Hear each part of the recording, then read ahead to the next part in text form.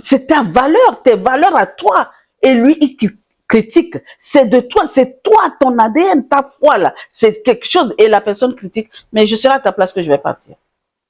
Oui. Je vais te raconter une histoire. Mais avant cela, princesse, je comprends ce que tu dis.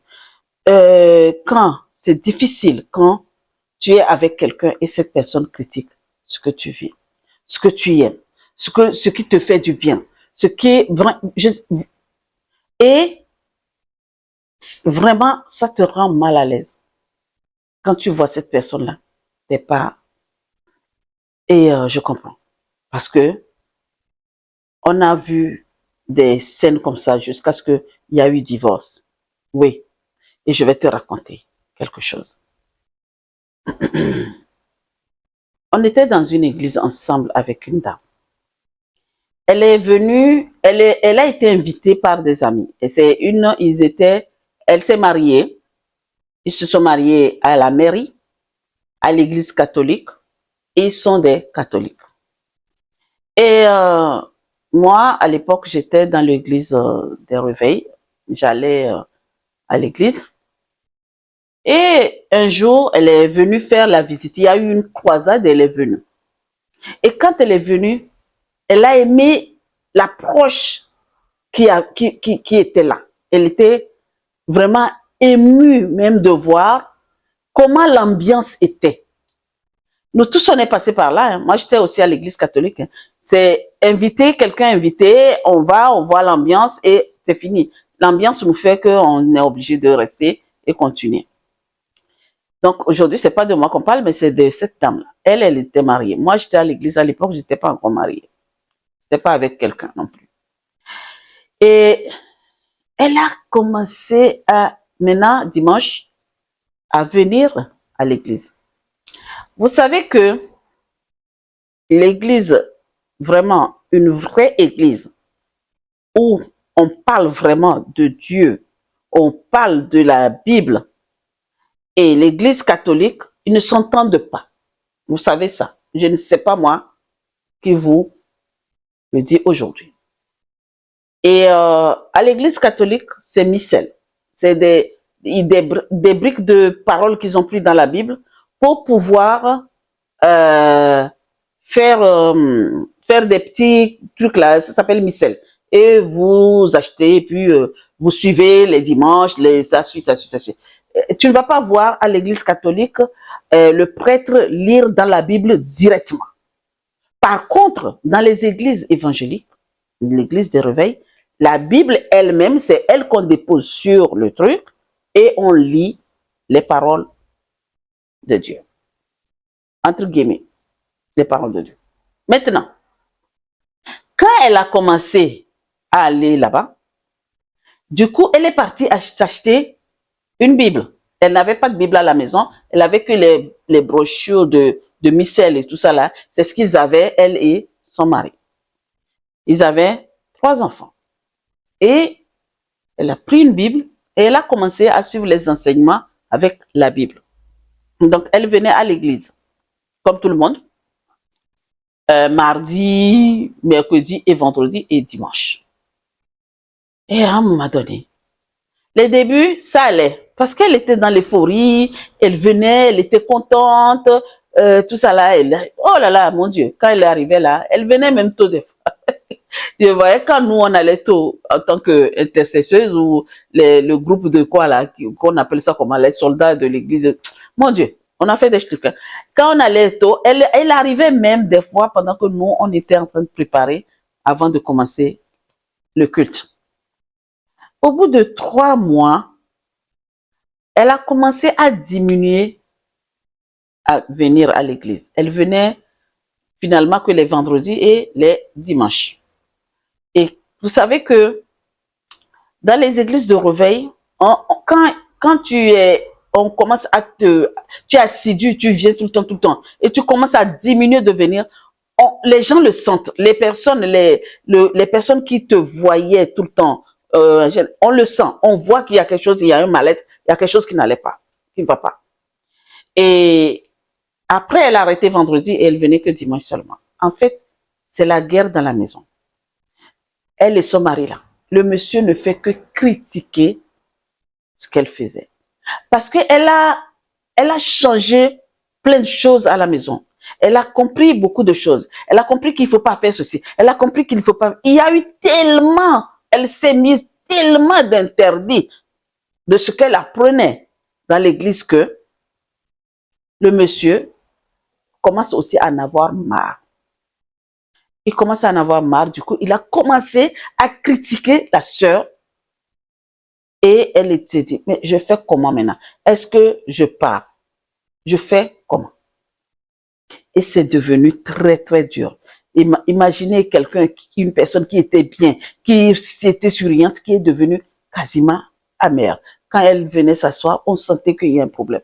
Et c'est là qu'il y a une dirigeante de l'église et tout ça. Là. Notre groupe de on l'a fait asseoir pour savoir qu'est-ce qu'elle a. Parce elle a changé. Qu'est-ce qu'elle va pas? Elle nous a dit, oui, son mari qui menace, il faut qu'elle quitte l'église. Sinon, il viendra faire un scandale ici, à l'église. Il ne fait que critiquer ce qu'elle fait. Qu'avant, ils étaient à l'église catholique, ils avaient leur missel, ils lisaient, et maintenant, elle est partie prendre la Bible, et elle vient aujourd'hui, elle contredit tout ce que lui, il fait à l'église catholique, et ça le rend mal à l'aise, et maintenant, il critique. Maintenant, c'était des menaces, et tout cela. Et les conseils qu'on lui a donnés à l'église étaient que non, elle ne divorce pas, mais si elle peut, d'amener son mari à l'église, mais si elle ne peut pas, elle n'a qu'à, il ne faut plus qu'elle se batte avec lui sur la foi. Parce que et le fait est que elle a senti que sa foi est tellement grande en Dieu, plus que son mari, parce que, ben, vous savez, hein, la petite guerre qui est entre catholiques et évangéliques, maintenant, dans leur maison, la guerre s'est installée. Donc, on était obligé de lui dire non, non, non, non. Il ne faut pas le contredire. Laisse-le vivre sa foi comme il le sent en allant à l'église catholique et à écouter ce qu'il veut. Et reste toi-même, mais ne va pas lui montrer ne va pas dire que oui, c'est toi qui connais plus. De toute façon, maintenant là, et je finis cette histoire et je vais poser une question avant de continuer. Et du coup, ben, elle était obligée de suivre ces conseils-là au fur et à mesure, jusqu'à ce que, ben, elle a dit, ça n'allait pas. Elle n'a même pas pu recevoir le baptême à l'église évangélique. Elle n'a pas réussi à le recevoir. Elle était obligée pour préserver son foyer par rapport à les familles. Ils ont eu une réunion de famille de part et d'autre et elle était obligée de quitter les églises de réveil pour reprendre sa marche à l'église catholique, mais tout en préservant sa Bible et lire sa Bible quand il le faut. Mais des fois, quand on a des sorties, on a des trucs, elle était là. Quand il y a des croisades, elle venait, mais sans plus. Donc, son histoire, c'était ça. Et l'autre histoire, lui, il est athée. Il ne va même, lui, c'est quelqu'un qui n'a aucune croyance. Spirituellement, il ne veut rien entendre. Même la spiritualité ancestrale, il ne veut pas entendre.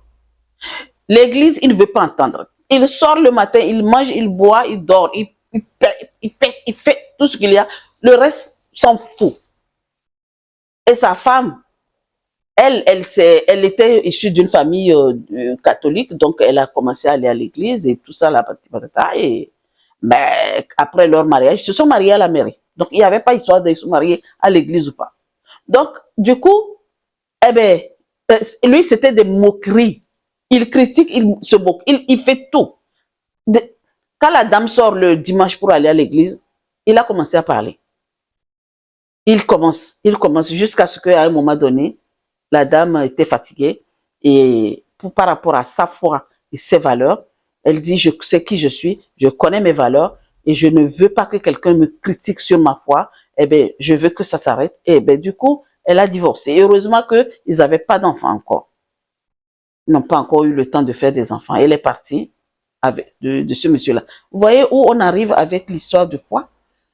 Maintenant, ce que je veux savoir, et j'ai pas pu poser cette question-là, ou je pense que j'ai dû poser ou j'ai oublié, puisque il y a longtemps que j'ai quitté les églises. Donc, je veux savoir, la guerre entre l'église catholique et les églises de réveil, là, pourquoi il y a cette guerre-là? Ce n'est pas le même Dieu qui prie, ou bien il y a plusieurs dieux? Ah bon, je veux savoir. Franchement, je ne comprends pas. Je ne comprends pas pourquoi vous avez cette guerre-là. Un tel à l'église catholique et un tel à l'église évangélique, ça ne va pas. C'est la guerre. Même dans les familles même. Dans les familles, ça arrive. C'est la guerre. Toi, tu vas le dimanche faire ton missel, prendre ta communion. L'autre va à l'église évangélique faire son culte, prendre le corps du Christ ou des fois ne pas prendre et revenir, vous revenez et puis vous êtes en guerre. Donc vous êtes allé faire quoi? Si c'est le cas, arrêtez d'aller à l'église. Point barre. J'ai fini avec vous. Maintenant, toi qui m'écoutes, d'accord? Et que tu t'es marié et que ton mari critique ta foi, il faut que tu comprennes son point de vue. Et il y a quelque chose, il y a une autre personne, pourquoi il critiquait sa femme qui allait à l'église? En fait, ce gars a quitté les églises, pourquoi? Il disait que un jour, il a demandé, ils étaient à l'église catholique, toute leur famille était là. Un jour, il était un petit jeune homme, ah là là, il s'appelle comment là? Les petits jeunes qui suivent le prêtre là. Voilà, vous allez vous rappeler le nom. Et un jour, il regarde le prêtre comme ça, il dit, mais mon père, pourquoi le noir est Satan? Pourquoi? Je veux savoir, c'est toujours le noir que je vois qu'il est Satan. Et le prêtre l'a cogné. Et il est sorti de l'église. Et il a été excommunié. Il a dit, c'est fini, je ne mettrai plus mes pieds à l'église. Ses parents l'ont tapé d'aller à l'église. Il n'est jamais allé à l'église. Jusqu'à aujourd'hui, le gars peut avoir, il a quoi? Il a plus de 75, 76 ans. Ouais, aujourd'hui. Là, je parle. Là. Lui. Donc, il faut comprendre toutes ces choses-là pour comprendre qu'est-ce qui ne va pas en fait. J'ai fini. Ton mari critique ta foi. Tout comme pourquoi il critique ta foi, pour que l'homme là dont je parle, qu'il a posé la question là. Du coup, quand il s'est marié là, quand la femme a commencé à aller à l'église là, et il a refusé, la femme a compris. Il a déjà dit à la femme, il a dit, moi, je ne vais pas à l'église, mais ne m'oblige pas à te marier à l'église catholique. La femme a accepté et ils se sont mariés. Donc, comprends déjà son point de vue. Et il se moque des fois de sa femme quand elle rentre de l'église, elle est amère. Même à un moment donné, la dame même a arrêté d'aller à l'église. Donc, comprends déjà son point de vue. S'il a subi quelque chose, si quelqu'un fait quelque chose, c'est qu'il s'est passé quelque chose dans sa vie. Il faut le comprendre et le ramener à la raison, lui dire, ok, chérie, je comprends que tu as subi des trucs. Parce que tu ne sais pas ce que la personne a subi avant de critiquer les choses aujourd'hui. Moi-même, je sais ce que je subis avant de quitter l'église aujourd'hui. Donc aujourd'hui, moi, je ne parle pas avec les gens qui vont je ne vais pas critiquer les gens qui vont à l'église, mais je ne veux pas que quelqu'un me critique non plus sur ma spiritualité. D'accord? Donc il va falloir savoir pourquoi il critique. C'est qu'il s'est passé quelque chose. Avant de l'incriminer, avant de lui dire des trucs blessants, des trucs blessants, des choses blessantes, sache pourquoi. Qu'est-ce qui lui amène à te critiquer? Je comprends que toi, tes valeurs, tu les protèges et c'est normal. Toi, c'est là-bas que tu trouves ton essence. C'est à l'église, en allant, avec ta foi, en priant, en faisant ceci, cela, tu trouves ton essence là-dedans et tu es bien. Si tu fais quelque chose qui te fait du bien, hein, et quand on te critique là, franchement, je vais te donner un conseil. Ne t'occupe pas. Continue ta route. Fais confiance à ta foi. Fais confiance en toi. Reste, je t'ai dit, reste tel que tu es et ne prends pas ça au premier degré. Tu vois, quand ton mari critique ta foi et que tu l'écoutes et ça t'énerve, eh bien, tu lui donnes la force. Eh bien, le fait que tu lui donnes la force, il va continuer à te critiquer. Tu vois? Il va continuer à te critiquer. Mais bref. Et c'est que tout ce que tu ne veux pas là, et que tu fais savoir que c'est ça, je ne veux pas, c'est ça que tu as. Mais quand il te critique, et tu lui dis, c'est pas grave, continue à me critiquer. Mais cela ne me touche pas. Et tu es toujours en joie. Tu viens de l'église où tu fais ta foi, où tu fais ta prière et tu es en joie.